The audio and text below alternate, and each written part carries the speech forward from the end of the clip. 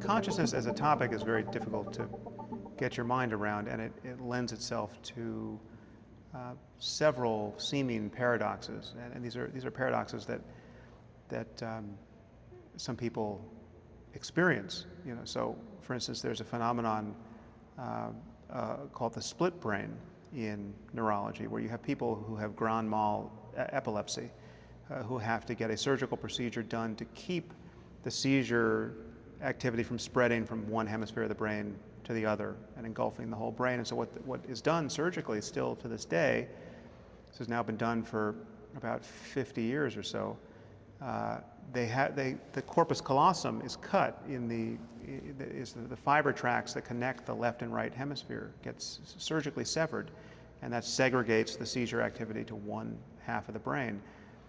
But that also has the effect of segregating conscious inputs to the two hemispheres. So you can design experiments where you present the right hemisphere certain information and the left hemisphere doesn't get it, and you can see, you can differentially interrogate the two hemispheres. And the result of all of this research suggests that when you divide a human brain fully, when you cut the corpus callosum, you have created two conscious points of view, that there's something that it's like to be the left hemisphere, and there's something that it's like to be the right hemisphere, and it's not the same. And they can have different perceptions. They certainly do have different perceptions if you design the inputs correctly.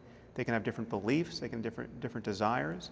When they can even fight one another. You can get a tug of war. You can have a man who's trying to button his shirt with his left hand, but the right hand is trying to stop him, right? So who is he in that case? There's an account of a man who's hugging his wife with one arm and trying to punch her with the other, right? I mean, so there's a wealth of data attesting that there are now two points of view here. So imagine what it would be like to have this procedure done, right? Where do you go if sectioning your brain down the middle creates two conscious points of view? So it may be tempting to say you land in the left hemisphere, which has, in most people, more linguistic ability, but there are people who have linguistic ability on both sides.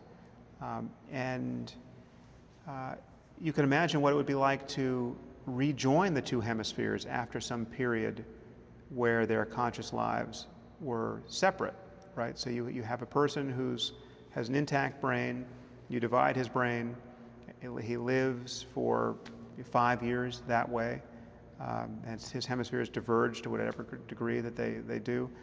Imagine rejoining those hemispheres after 5 years, and so that things remembered by the right hemisphere are now connected to the left hemisphere, but yet it was only the right hemisphere at the time that experienced them. It is paradoxical to imagine the stream of consciousness divided and then rejoined, but it's only paradoxical if you imagine the self as a boat kind of bobbing on the water there, because then you have to figure out which path it took. Did it go the left route or the right route? And when it gets rejoined, then it's just back in the mainstream again. But that's not what's happening. I mean, clearly consciousness is something that can be partitioned. I think if anything has been learned from these experiments and these neurological conditions, that seems to be the case.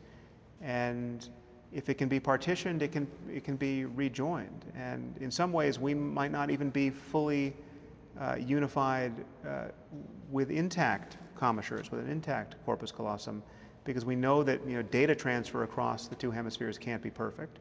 So it's possible that even now there are kind of islands of conscious life in a fully intact human brain that are not fully integrated. It may be like something to be you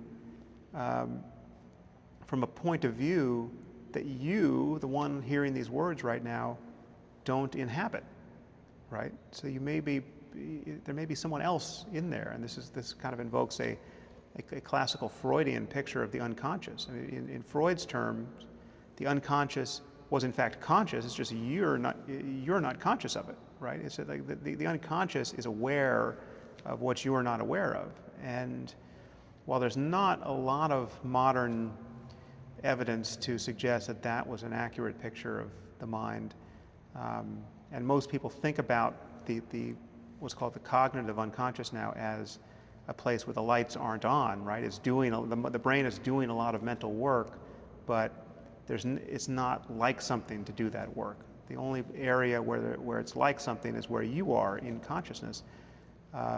But it may be that it's even weirder than that, and it's possible that something like a conscious unconscious, which is kind of sort of like having another person in your head, capable of making decisions in some cases, capable of biasing your attention in some cases.